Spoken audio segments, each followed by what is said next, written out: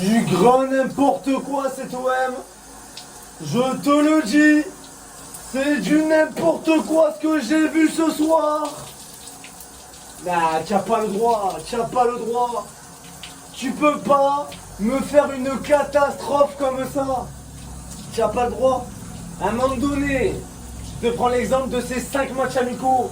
Tu n'as pas le droit de faire 3 défaites, un nul et une victoire. Et encore ta première victoire, c'était contre Marignane Gignac où tu as gagné 4-1.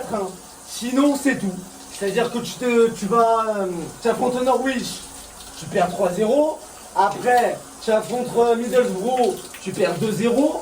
Et après, tu vas à Betis, tu fais un partout, un petit peu de satisfaction.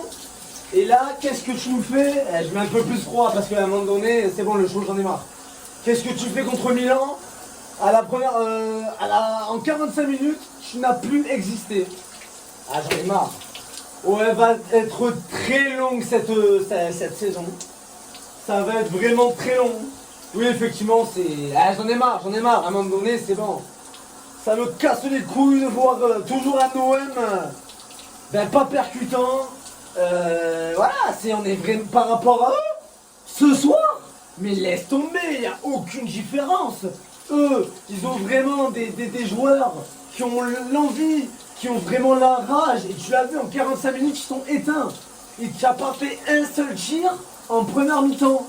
Chengol, allez, on va dire qu'il s'est vraiment rattrapé en seconde mi-temps. Mais sinon, la première, mais c'était écœurant. C'était vraiment écœurant. Je te le dis. Je me suis dit à un moment donné, est-ce qu'on joue sans goal ou avec une personne qui sait pas arrêter des ballons? Je sais pas. Aux 2 frappes de but, c'est quand même quelque chose. Il t'a fait peut-être quelques arrêts en première où on aurait vraiment pu se faire tordre 3-4-0 dès les premières 45 minutes. Mais là, c'est chaud quand même. C'est vraiment tendu. Non, je te dis la vérité, c'est vraiment tendu. Oh, qu'est-ce que c'est que ce bordel? Qu'est-ce que c'est que ce bordel? C'est un truc de fou. J'y crois pas. Et heureusement, donc, en deuxième mi-temps, tu es un peu modifié. Après, Tudor a fait des changements qui nous a permis un peu de monter un petit peu de la férocité dans le match. Parce qu'à un moment donné, ce que j'aime bien, c'est que tu écartes des joueurs qui ne rentrent pas dans les plans de Tudor. Donc ça veut dire que Kolasinac, il rentre dans tes plans. Kaetatsar, il rentre dans tes plans. Et Balerdi, il rentre dans tes plans. C'est 3 défenseurs qui servent à rien. Ils se font dépasser. Même pas besoin de forcer. En un crochet, il n'y a plus personne. Et sur le deuxième, et rien que déjà sur le premier but, oh, il n'y a aucune défense. Guigo, c'est pas Guigo, c'est Gigo. Mais c'est un gigolo ce mec. Ah mais c'est pas possible. T'as Guigo, t'as Balerdi qui savent rien faire. Quand je te le dis que cette saison, Saliba aurait vraiment dû être gardé au forceps. Parce que je pense que là, ça va être vraiment... ça va être drôle. Honnêtement, la défense, mais il n'y a personne. Il n'y a personne. Donc à un moment donné, ouais, là... allez, on va se rafraîchir un peu les idées. C'est chaud. C'est chaud. C'est chaud. C'est chaud, c'est froid. Oh putain de... c'est un truc de fou. Comment tu peux me faire 2-0? Explique-moi comment tu peux me perdre un match en n'ayant aucune réponse. Il n'y a que à la deuxième mi-temps où effectivement j'ai vu un peu plus de répondants. J'ai vu plus de... Voilà, de répondants. À un moment donné, je sais pas, tu es joueur. Tu perds 2-0, tu es au Vélodrome. À un moment donné, t'as pas envie d'en encastrer un. Mais je sais pas, tu le prends, tu le mets, je sais pas, tu fais quelque chose, tu gagnes tes duels offensifs. Et physiquement aussi. Oh, il y avait personne. Oh, au milieu, ils avaient plus la rage que toi. Et genre, tu l'as vu, Hernandez? Il était sur le côté, où il a, genre, il jonglait tranquille, il avait le pied sur le ballon, et il faisait tourner tranquille, mais genre normal. On dirait pas qu'il jouait contre l'OM. Oh, normalement, tu es au Vélodrome, mais tu as peur, genre, tu la mets en touche, mais tellement tu fais siffler. Oh là, tu t'es pas fait siffler. Là, clairement, tu t'es fait humilier. En 45 minutes, tu n'as rien fait. Donc, honnêtement, là, Certes, c'est un amical, d'accord. On va oublier ces matchs de préparation qui, au final, ben, nous a absolument pas rassurés. Hein, parce que la seule victoire que tu as gagnée, c'est lors du premier match amical que tu as fait contre Marignane. C'est tout.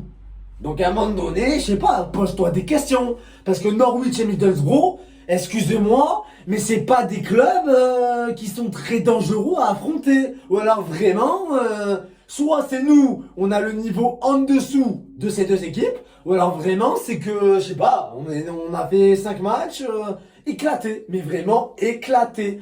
Donc, j'espère vraiment que ça va revenir, parce que le week-end prochain, tu rejoues au Vélodrome pour la première journée de cette saison, contre Reims. Mais je t'explique, il va vraiment falloir que tu tapes dedans. Il va vraiment falloir que tu y ailles. Parce que là, c'est pas possible. Donc j'espère que ces 5 matchs amicaux t'auront servi de leçon défensivement, parce que l'attaque, voilà, on n'en parle pas beaucoup, mais même l'attaque, hein, l'attaque, le problème c'est que, et même si tu as dominé, tu dominais les matchs, les 4 matchs, à part le Milan, il n'y a que aujourd'hui où tu as dominé personne, mais sinon les 4 matchs d'avant, tu les as dominés quand même, mais ce qui te manque, c'est de la concrétisation. Tu ne concrétises aucune de tes occasions que tu peux avoir durant le match. Et ça va devenir vraiment un problème, et surtout en Ligue des Champions. Parce que, excuse-moi, mais tu joues comme ça ce soir. Mais je pense que c'est Hugo Tudor qui t'a dit l'objectif c'est de prendre plus d'un point. Mais c'est pas plus d'un point que tu vas prendre. C'est moins 4 points en dessous. Tu vas être presque relégué avant de jouer avec des champions, soit en Europa Conference League ou en Europa League. Mais il va falloir vraiment que tu redresses la barre et que tu prennes des décisions fortes déjà. Parce que, excusez-moi, mais tu es un peu en train de me faire une Garcia à l'ancienne. Quand tu te dis, ouais, Norwich, on a eu quand même 2 semaines de préparation très intensive. Et les joueurs sont revenus de vacances avec la chaleur et tout. Première excuse.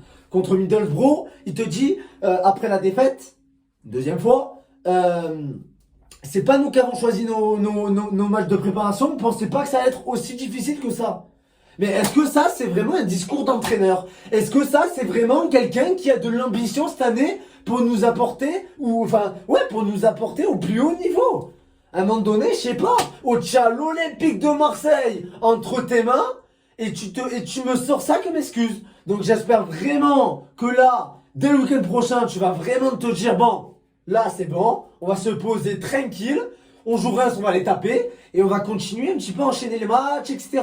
Donc vraiment, on redresse vite la barre parce que tu as vu les sifflets au Vélodrome. Tu verras que ça sera avec une ampleur supplémentaire dans les prochains matchs si tu redresses pas la barre. Sur ce, j'espère que tu as kiffé cette vidéo et puis on se voit le week-end prochain contre Reims pour le retour du championnat et pour la première journée de Ligue 1 au Vélodrome.